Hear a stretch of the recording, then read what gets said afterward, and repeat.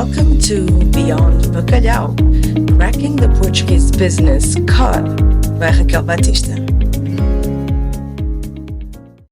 Hey guys, and welcome to the 11th episode of my podcast, Beyond Bacalhau, Cracking the Portuguese Business Code. I have with me someone very special. Margaret, I want you to tell us a little bit about yourself. What's your background? What are your plans? And what do you plan to do here in Portugal? Well, thanks, Raquel, for having me on. My name is Margaret Malewski, and I'm founder of Cascais Business Bootcamp. Recently arrived in Portugal. I was born in Canada. I spent 10 years in Europe in my 20s, in Poland, in Switzerland, and also in the Middle East.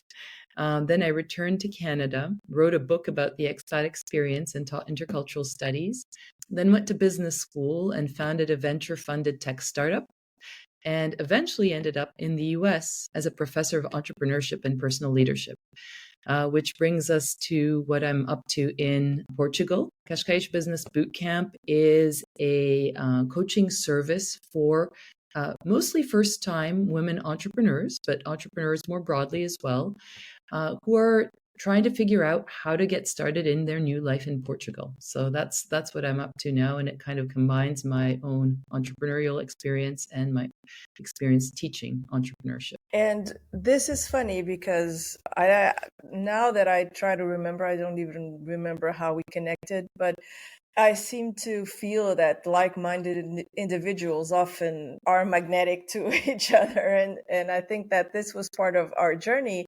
was just finding each other and then connecting and say, look, I'm doing this and maybe we could talk about it. Maybe we could do something together. And I think it makes perfect sense in the way that because of all of your past experience and international experience, but also because of my local experience here. So I think it's such a good combo. And also we're very much targeting, of course, not only the entrepreneurship community, but also the female entrepreneurship community. And so that those are also common themes between the both of us. And so I really wanted to do this, and I wanted to tell everybody, and we'll, market this through socials, that by talking to Margaret, we started thinking that the best thing to do was probably to do a whole video series about entrepreneurship. How to start, why to start, how to start in the right way. And so I knew that this podcast wouldn't be enough because we want to limit this to 30, 35, 40 minutes at max. And so there's so much to talk about. I mean, it's a whole world, that what we decided was, let's do a whole video series about entrepreneurship in Portugal. And this is what we're going to do. So this is like an introductory podcast about what that video series is going to be, what we will cover. And if this is where you're at right now, then that series is something that you'll want to really take a look at and see, because the podcast sometimes serves as an appetizer, let's say, of other more profound things. So this content, it's often a summary of other things. So for instance, I have a lot of podcasts that are summaries of things that I go through in my clients' consultations. And so obviously it even saves time if I tell them, go watch the podcast and you'll have an idea of what I need here. And when they come to me, they're already prepared. But these are just introductory because it's half an hour.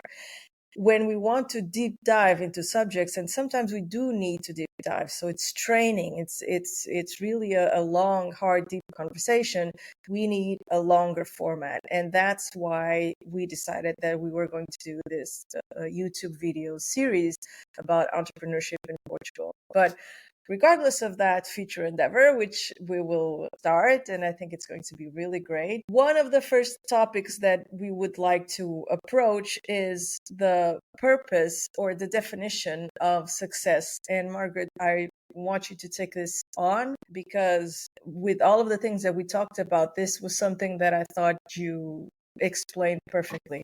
Thank you. So I think the first thing to say is many women starting businesses here in Portugal are experienced in the corporate world and have a lot of business experience, but are first-time entrepreneurs. And so that's a big shift in mindset, right? If you're part of a larger organization, your purpose is set for you. It's sort of part of the parameters you're living in. Whereas when you're an entrepreneur, you really have to lay out your purpose on your own, what you're trying to achieve both in your business and in your life as a whole. And especially, I think, as women, we look at those things as being very integrated. We need to make sure that our business, however we structure it, allows us to pursue all our goals, whether it's family, whether it's health, whether it's obligations to parents or to children, right? The whole picture has to come together. So this is one of the first things I sit down and talk about is, what is my purpose? And there's many different ways to approach that question, but I think there's two framings that I found that are super helpful. One thing you can ask yourself is, what do I want to create, right? What do I want to use my energy to bring into this world? And how do I want to serve others? What do I enjoy doing? What do I want to create every day? And that helps us focus on the work we like to do, because often one way we get confused is we think about the end state. I want to have a business that's making money, that has however many employees, and we think about it as sort of finished product. But entrepreneurship, as I'm sure you know, is work every day, and it's a jungle. You have to understand what it is that you like doing every day. What tasks do you like filling up your day with? And your goal is to have maybe 60, 70, 80% of your day filled doing things that you actually like to do, like to create. And that's why I like to start with that question. What is it that I want to create? You were talking, I was just remembering exactly my journey as a corporate person, and then entering on my own on the entrepreneurship space was suddenly, I thought I was a pretty organized person. Suddenly I realized that a lot of the structure that I had there, I didn't have here. And I struggled with a lot of things. I struggled with admin work. I struggled with CRM. I struggled with having an organized system of managing the several sides of business. So the relationship with clients, I have to, because of my difficulties with ADHD and such, I have to have a visual. So whenever I talk to clients, I have to take like a picture or a screenshot or whatever, and then put that, because otherwise in my mind, it will be completely forgotten. And these weren't difficulties that I had when I was working the corporate world. I was, the leader of a lot of people. I had to organize a lot of people, but these sort of more simple, mundane tasks, or that we think that are mundane, end up causing a lot more chaos in my day-to-day life than the international complex contracts that I dealt with and negotiated in my previous life. So the purpose for me, I think destiny ended up leading me to it. And for a few years I had not thought about doing this, but thought about changing my life. And then the opportunity came, and everything, like the stars aligned for me to leave. But I left with a completely disorganized head, and I didn't have a way, I didn't have a map. I had Alice, who was just days old. And then I had to come up with a strategy of what I wanted to do. So the purpose there was finding something else that I could do and that would get me income. I would like you also to approach a little bit about how we can connect our own experiences and training and professional past to then use that to a different thing. Because at the time my difficulty was, okay, I have 20 years of experience in the financial world. I'm top of the line compliance officers, insurance companies, private banking, asset management, all of that. But then suddenly that is so niched that how can I transpose that into something that I want to do here, or that I can do here, that is sellable to a more mass market people, and still maintain my purpose, which is use my technical abilities to make money, but get out of of the grind, of the rat race that I had. So sometimes it's difficult for us to transpose Mhm.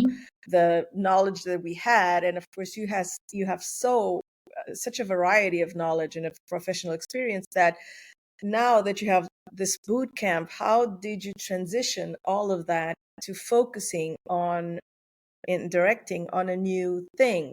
A lot of people, I think, will struggle with that, as I did. I think I heard you say two things, right? One is the transition from the corporate environment where you were able to focus on your specialty and Hmm. delegate a lot of things to others, right? And Hmm. how does that transition into entrepreneurship? And the other thing is, how do you transpose the skills that you Yes. had from the corporate environment to the startup world? So I think Yes. there's a number of techniques that I use when working with clients to map out their strengths, right? Map out their skills, their strengths, their experiences, and then to do an exercise to figure out what's transferable to the entrepreneurial world. And then from there, which ones do they actually want to use? Because I think one of the things we encounter is sometimes we have skills or things that we do that we actually don't enjoy doing, right? So Hmm. it's critical to identify what are the things that I'm good at but also like to do, and what Hmm. is it that's also needed, right? So then there's an outward looking piece. What's needed in the market that I know, and how can we connect those things? So I have a number of techniques to help analyze that, and I think we can go in more in depth in our video series about what those techniques are Hmm. and how we can use them. So that's a process of sort of self-reflection that we can do to get you there. And it's not easy, right, Margaret? Because No. women are traditionally the best self-sabotagers of all time. So if need be, I mean, I know in my case, I was like, I know nothing. Yeah. I have no skills that I can use for for anything other than like I have to get another corporate job, exactly the same as it was before, but in a different company. So But you have a tremendous amount of skills and knowledge, yes. right?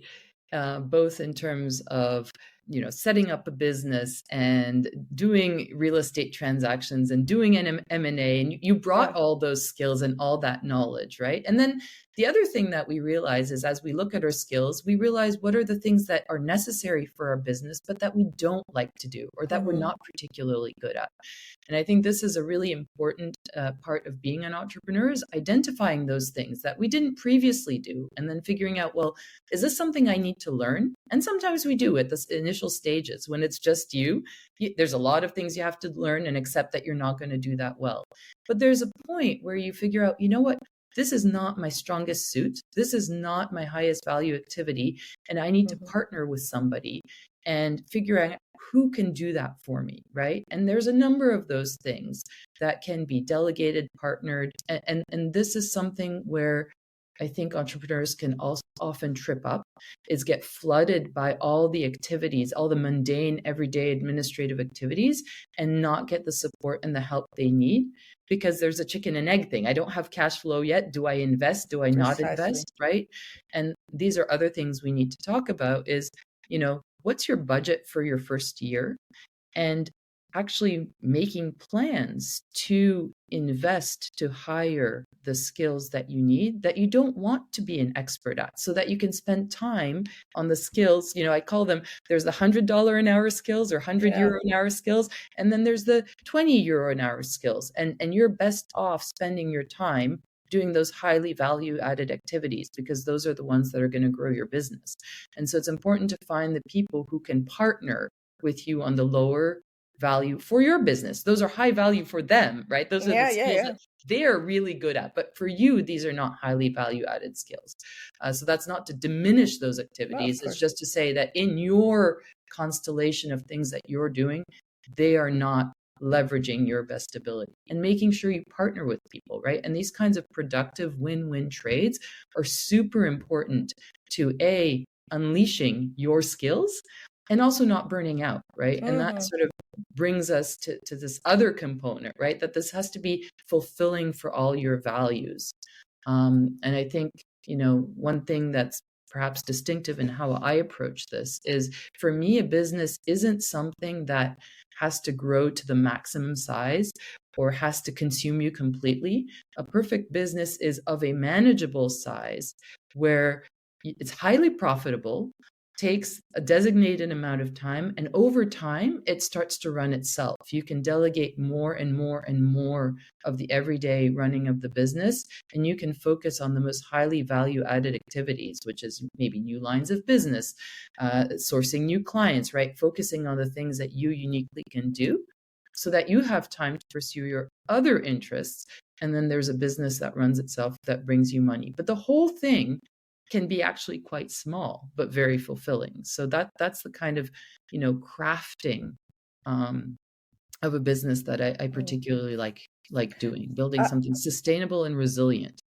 I wanted to move on to that second issue that we want to approach, which is the definition of success, and it has a lot to do with that. So what is our optimal? Because a lot of times we think money and having a lot of work and a lot of money. Especially since COVID, a lot of people have changed it, and certainly I have, the perspective on the value of money versus the value of time. But before just we get into that second topic, which is great, absolutely important to talk about. The fact that you mentioned that you have to plan for the costs, for instance, is one of the things that I always tell my clients. When we are creating a company, we need to at least plan for a whole year in terms of share capital and in terms of fixed expenses that you're going to have, whether it is social security or accountancy, to make that company survive at least for a year, with the consideration that you're not getting any clients entering your door. And those costs, those delegation costs, those help costs that you were talking about, should come into play with in that first year, because I certainly didn't do any of that. So I wing it.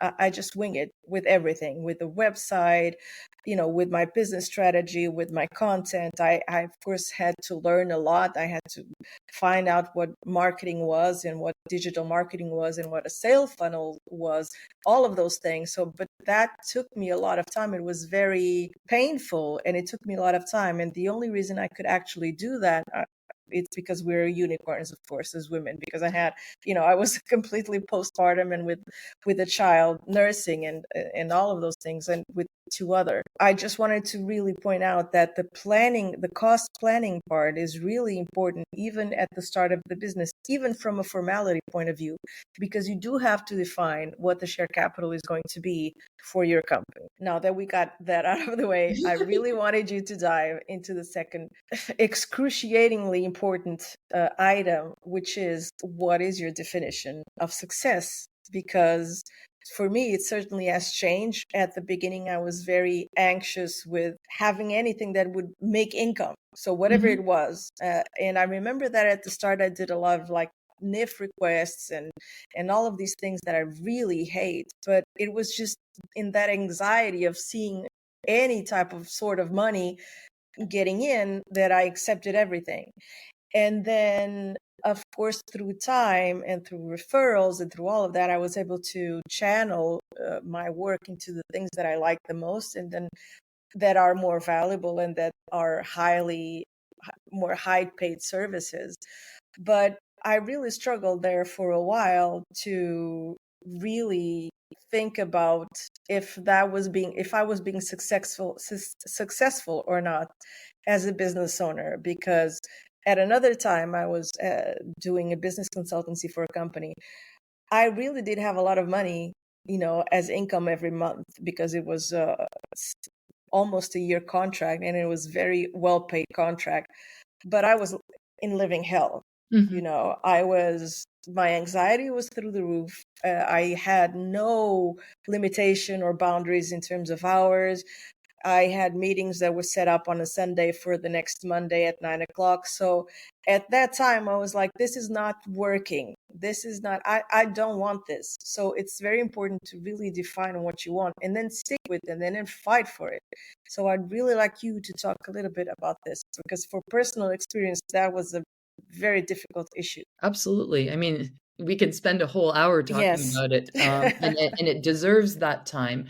But I think at a very high level, one is, what is the type of work you want to be doing every day? I think that's relating to what you said about, you're doing NIF applications, or, do you like helping a client strategize about the business entity and Yeah. strategy that they want to have, right? Where do you prefer to spend your time? So we have this one short life. What kind of work would we like to be doing, right? And so I think that's a big component of it, is we need to enjoy most of the work we do. It's not going to be everything, it's not going to be all the time, but most of it.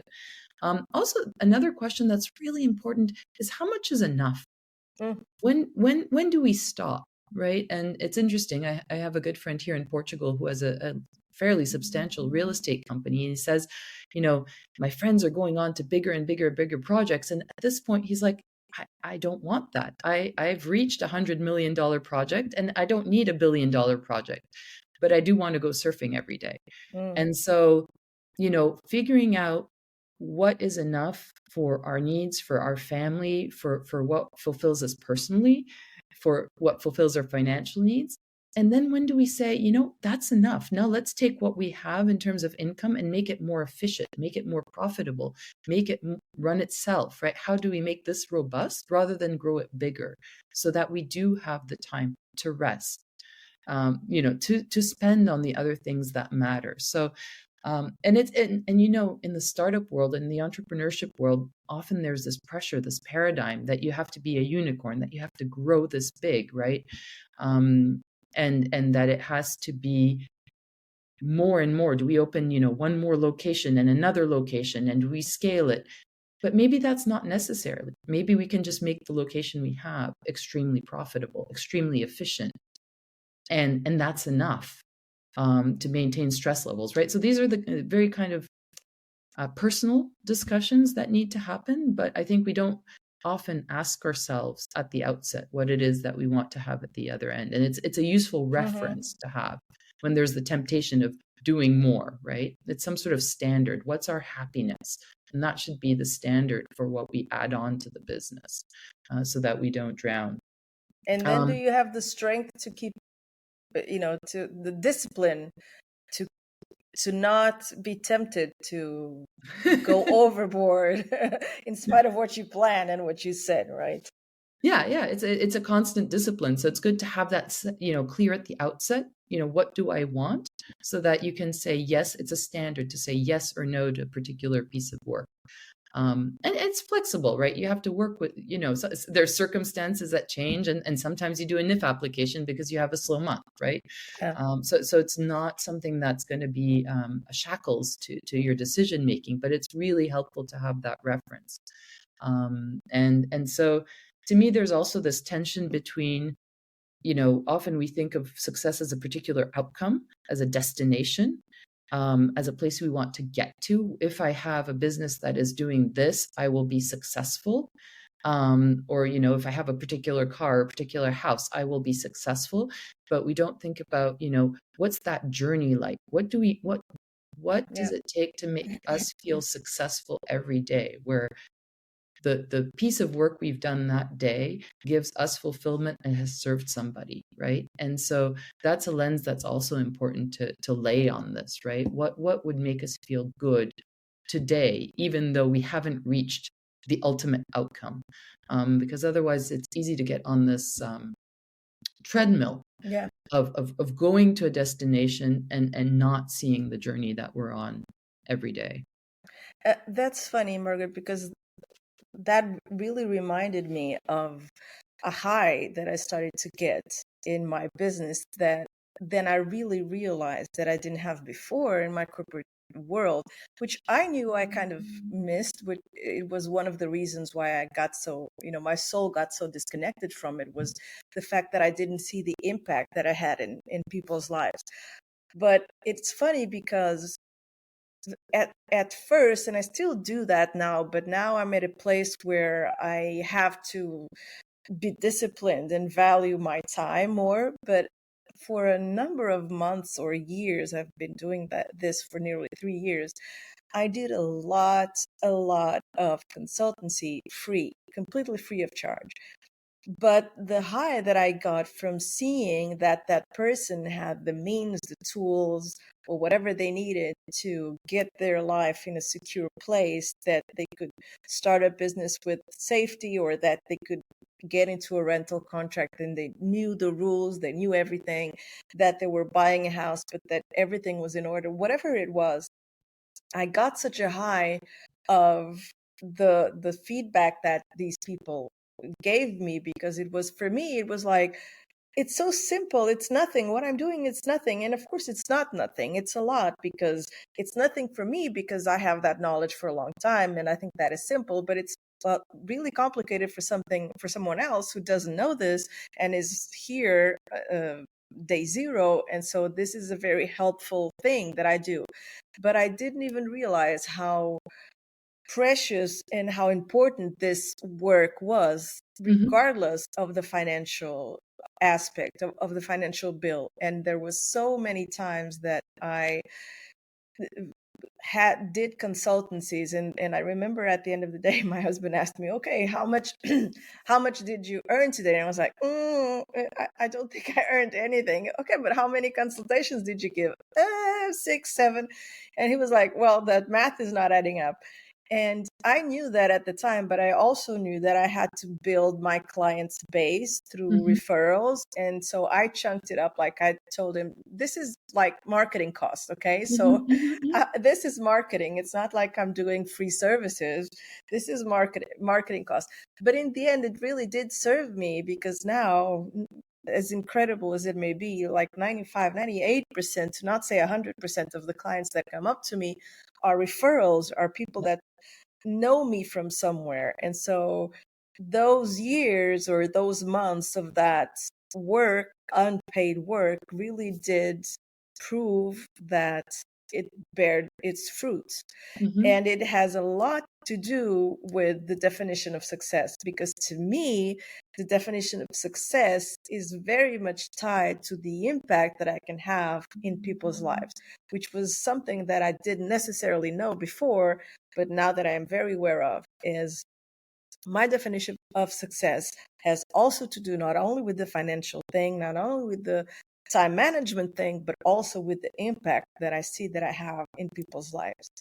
And so this is really important. And I wanted to, of course, time is running off our hands, but I wanted to approach one last item, which is and it was a major difficulty for me, as I've said, is how do we get started? I mean, I had no idea how to get started, so I just, as I told you, I just wing it and try to, take care of one thing at a time. But how do we start in a proper, calm, tranquil, safe way? Well, There's I no don't such know. thing. I don't know if that is possible. Um, but I think how to get started is a really important question for entrepreneurs, especially if you've been in the corporate world, right? Mm, Because there is no structure, right? So there is no guide, there is no first step that somebody is telling you, do yeah. this, do that. Um, so the first thing is, how do you set up a small experiment or some small sample of the work that you want to do and just try it with low risk, right? So in your cases, could I advise one person on this thing? And how does it flow? Do you enjoy doing it, right? You get a feedback loop about, is this work I actually enjoy, right? You learn that. And then you also get a sense of what's required. How long does it take? How many hours, right? How does an engagement flow? So you kind of, it gives you an opportunity to map out what's involved.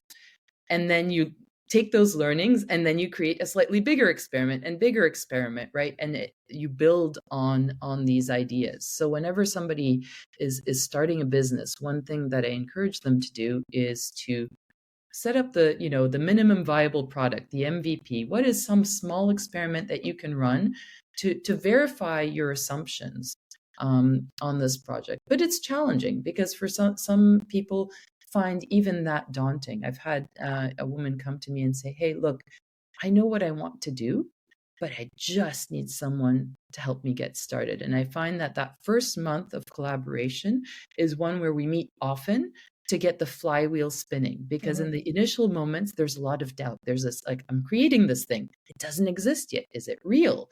Right? Your mind plays games with you. Yeah. Am I And having, imagining things? yes, I mean, Am I getting into a fantasy that's like it's all in my head and it's not going to be real? yes. So having a thought partner during that time who can say, "Yep, just keep running your experiment. Don't think too much." That's the first recommendation. Set a Yeah. plan, go do it. Don't think too much. And keep at it, right? And at some point, it feels like a flywheel. At some point, you start getting momentum, where you start getting feedback. People actually accept your offers or your services, and then you see, oh, this is working, and then it starts feeling real. Then it starts feeling material. Then you start building the systems around it. Then it starts taking a life of its own. But that early phase needs, accountability. It needs a partner. It needs somebody to help you through that. Oftentimes, I mean, it's possible to do it alone, but it's much harder. And then the spacing of that support, can get larger, but accountability, periodic check-ins, direction setting, intention setting, are really important in those early. It's like a little flower that you're nurturing, right? It needs a special environment as it's growing its first leaves. Then it gets more robust to the wind, the rain, and all the environmental factors. I don't know, what was it like for you? How were those early weeks? Kind of disbelief when I had like my first sale. I was like euphoric, like yeah, I remember the first time I had a sale through my website. I was like, oh my God, someone bought this. And mind you, this was a training session, a video training session that cost me a lot of money because I wanted to do it properly. I had no idea how to shoot, how to video. I didn't have anything, any materials. And so I actually hired people to do this. And so those courses that end up being really expensive. Uh, and I don't think still to this day they've paid themselves. But in any case, when I had that first buy, I was euphoric. I was like, okay, this can be real. Maybe I can do this. And maybe people do believe that what I have to give them is useful and it's worth money. And then um and for me it was also a issue of having flexibility, because over the years I've changed the work that I've done. And so even recently I've opened up a new area of business because clients of mine asked me for help with real estate, with buying real estate. That was like completely not in my plan to do anything real estate. I think there's a realtor every, that I stumble upon realtors every 5 minutes when I cross the street. So that was really not something that I really wanted to do. But it ended up being a back, let's say, a complementary or a complement to my business. Right. So I also think that you really need to be flexible to adjust every time, but don't forget that high that you get when you get that first sale. And of course, believe that that person wasn't crazy. They didn't buy that because it was a mistake. They really do think that there is value in what you sell. And I find that having that confidence, that self confidence, and not boycotting or self sabotaging, which is something that we women do a lot, is really the most difficult thing, is actually keeping on believing when there's no result in sight and you're just like a fanatic religious person that you're saying no, this is going to work, this is going to work. You don't see anything, you don't see any return, but you still have to believe. And then suddenly one day the flowers start to pop, right, of all the seeds that you've planted. And then it compounds because it's not just one flower, because you've been, for a whole year you've been spreading seeds. So then it's suddenly it's a full garden and you're like, wow, did I really do this? So I find that really it was a very difficult path, but what I really wanted to get across, and I think you probably too, is that people have to believe in themselves. Mm-hmm. And if even better, if you have someone like you by their side, planning things, that believing them, and consulting on what's the best way to go forward. And of course, then there's the formal side of things, how to create a company, the issues that we have, the items that we have to create a company. If you get that from the ground with the right foundation, do believe that that is possible. You are not crazy. You are not fantasizing. This can be true. And for instance, in my case, now it is a reality. But if you had told me this 3 years ago, I would go like, really? I'm going to be filming a podcast with, having a YouTube channel or whatever. That's not going to happen. And it is. So I think that role of being by someone's side is really, really pivotal to the success of someone. Yeah, it's really impressive what you've accomplished because you're really at that sweet spot of you're doing something that you find as easy as the air you breathe and yet is highly valuable to someone else. It gives you satisfaction. It builds on your skills, right? You've really created that. And then you got started and you layered things on over time, right? You started with one thing and then things have Mm. added on and on. I think that's another thing that we can often get psyched out by is we see somebody with a business that's more advanced than ours that has That's all these different true. components, and those come over time. It's okay that the thing you start with is smaller, simpler, and the podcast will come in year 3, right? And the nice marketing will come in year 2, and the first year will look messy, but it Yeah. will be good enough, right? And that's okay. So it's having that confidence to trust that things will grow and become beautiful, and those seeds that you've spread will sprout like they have for you. So it's really exciting. It's not without bruises.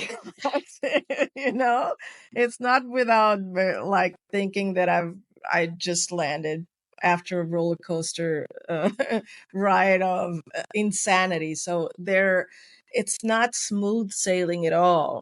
It's very difficult, and it has, there's times where you think you're going to go crazy. There's times you think this is not going to go well. There's times suddenly that you have 3 or 4 clients at the same time, and you're like, what's going on with these people? Why did suddenly they've all woken up? What's wrong? And then there's the intelligence and the business consultancy part, which you do, which is uh how can I structure this the best way to give me comfort and to give me viability, in the sense of I don't want to work 24 hours in my day. So it's very difficult. Then it was difficult for me to delegate at first. But one of the first things that I did was delegate social media and newsletter, because I was terrible at it. I don't have the patience for it. And that was a given right from the start. And there's so many options nowadays. There's so many apps that you can use that have technical people available that can work at the hour for you. And so there's a lot of alternatives, and that is also something that I want people to know. There's a lot of alternatives. You don't need to hire someone for 1,500 euros a month. You can hire people that will work for you a couple of hours, maybe just organizing things, and then you can get things on their way. I know one of the difficulties that I have and I still struggle with is the admin part. I still have to find a software or an app or whatever it is that organizes in my head the CRM, and the interactions that I have with clients. But I'll get there. I know, at least I know that that is a difficulty that I have. I know that I have to solve that, but I'm not getting frozen by that difficulty. I have to keep on going. So final words, Margaret, if you will. And of course, considering that we will film the YouTube series, which is going to be amazing. But final words, Margaret. Well, I think it's just moving to a new country and starting a business is really exciting. It's an exciting opportunity to do something that you're passionate about, right? And it's an exciting opportunity to bring that your gifts forward and to serve your community. And I just love seeing all these projects taking shape. There's so many women doing really interesting things here in Cascais. And so that's my purpose, right? Is to help all these projects come to fruition. And then working with you is also awesome because you make it happen in logistical terms, right? In Yeah. legal, logistical, financial, administrative terms. And so yeah. It's a good combo, and I think we're going to be able to build a great community of people here in Cascais with the entrepreneurship world and women in particular. So I think we have a lot of work ahead of us. Yeah. Hopefully so. And I really wanted to thank you for your time and for giving us. Can I add one Sure, plug of before we course. end? So we're actually holding a Pathfinder workshop on March 14th Okay. for women who want to, who've just maybe not just arrived, but who are thinking about what they might do with their time here. So they're at the initial stages. They don't necessarily have a business idea yet, but they have skills and they're thinking about what could I do here? What could I create? So it's a half-day workshop to brainstorm, identify skills, identify possibilities, identify first steps, so to kind of channel that energy and get started. So if you think any of your listeners are interested in Yes, it participating in the will. We'll workshop, market that. um, Where is it going to be? it's going to be at Lax Cascais, the co-work in what Aldea de Juzo. So yeah, March 14th in the morning, and Okay. maybe you can We'll put the we'll details get in the all show the notes. details. Yes, we'll get all the details in the show notes. I hope a lot of people show up. I think that is a great initiative, certainly very much needed. And again, this is the start of the community that I think is very important to have here in Cascais. So thank you so much, Margaret. We will see each other soon, virtually and of course in person. Thank you so much for your time, everybody. I hope this was very useful to you. And please subscribe. I always forget to say this. You see, this is one of the things that I have to get better at is, those marketings, those calls to actions. Hey, you have to have a call to action. Okay, so subscribe, people. Okay, subscribe to the channel and to the podcast and look at the socials. There's a lot of information there. Thank you, and I'll see you next time. Bye-bye. Thank you, Raquel. Bye. Bye.